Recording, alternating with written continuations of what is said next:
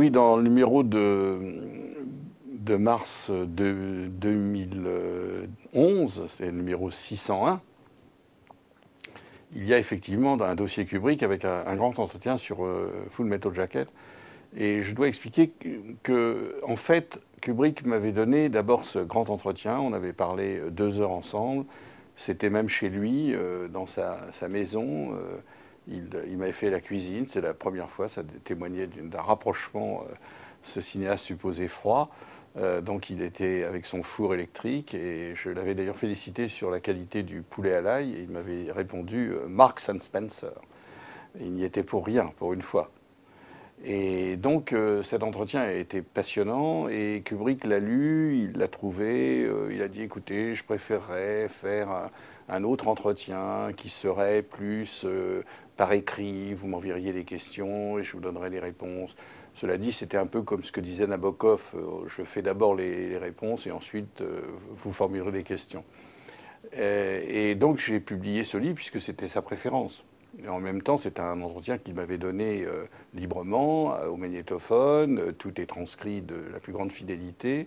Donc je pensais que je pouvais, 25 ans après, ou plus de 25 ans après, publier ce texte qui est, je crois, beaucoup plus approfondi, beaucoup plus complexe. Alors, est-ce que il révélait trop de lui-même, non pas dans des indiscrétions biographiques, mais est-ce qu'il révélait trop de lui-même, par exemple, dans ce morceau presque anthologique où je lui dis, pensant qu'il était d'accord avec moi, bien sûr, il n'était pas question que vous alliez tourner dans le sud-est asiatique, puisque nous savons tous que Kubrick tournait en général à 10 km de chez lui, sauf les scènes de Barry Lyndon, certaines qui ont été tournées en Irlande, mais il était tellement mal à l'aise qu'au bout de quelques semaines, il a plié bagages et il est retourné en Angleterre pour tourner, parce que ses voitures s'enfonçaient dans des chemins de traverse, parce que, enfin bref.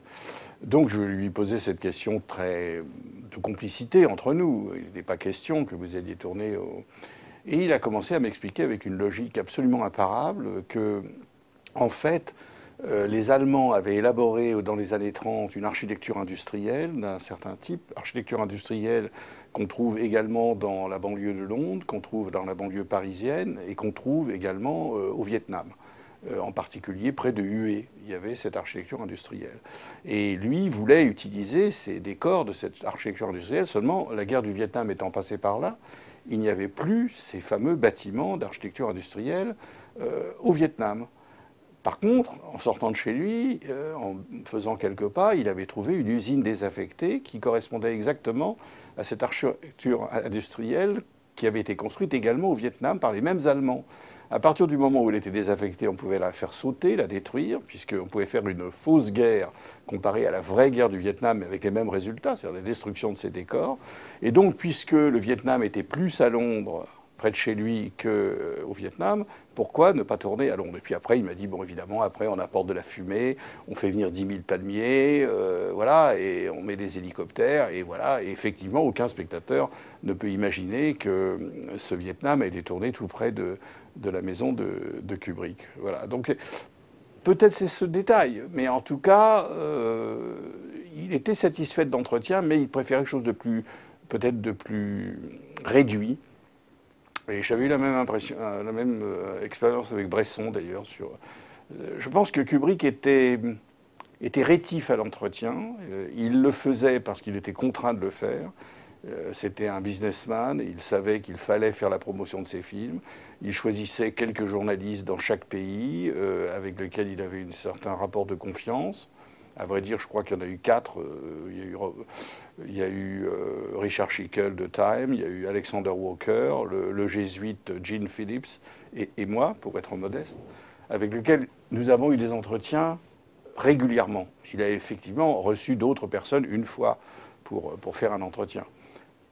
Mais je pense qu'il n'aimait pas les entretiens, il s'y sentait obligé par rapport à ses financiers, parce qu'il avait un sens vraiment de l'argent et de ce que coûtait un film. Ce n'était pas du tout un mégalomane dépensier, ce n'était pas du tout de Cimino, respecté par l'industrie à cause de cela même. Mais en même temps, c'était quelqu'un qui n'avait pas fait d'études, qui était évidemment supérieurement intelligent et cultivé, mais qui n'avait pas fait d'études classiques, qui avait arrêté à 17 ans, qui avait gagné sa vie très tôt comme photographe, et qui avait un certain complexe. Et surtout, il avait le sentiment que la richesse visuelle de ces films, leur polysémie, leur complexité, la façon dont ils se pouvaient lire à plusieurs niveaux, deviendrait automatiquement réduit s'il s'exprimait sur ces films, s'il commençait à élaborer un discours qui serait automatiquement en deçà de ce qu'il avait pu exprimer sur l'écran.